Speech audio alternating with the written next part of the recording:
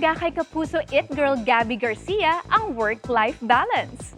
Kaya pinaplano na niya ang kanyang bakasyon after maging host sa PBB Celebrity Collab Edition 2.0. Pero bago yan, girl power ang ibinahagi niya sa isang Women Empowerment Symposium. Makichika kay Nelson Canlas. Mag-iisang linggo na mula nang matapos ang PBB Celebrity Collab Edition 2.0, aminado ang Kapuso host na si Gabby Garcia na nag-a-adjust pa siya sa kanyang daily routine. May kaunting sepangs nga raw sa kanyang co-host, lalo na halos araw-araw silang magkakasama. Naging close talaga kami ng mga host. Mas yun yung pinaka-mamimiss ko, yung marinig yung boses ni Kuya.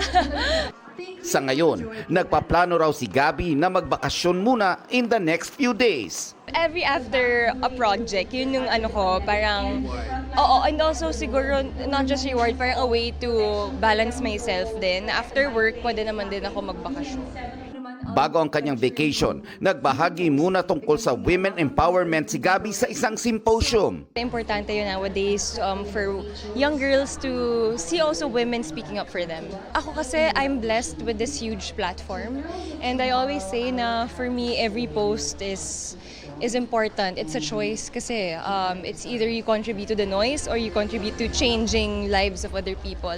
And syempre dun tayo sa giving impact to young girls. So that's how I empower women also through social media. Nelson Canlas, updated sa Showbiz Happenings.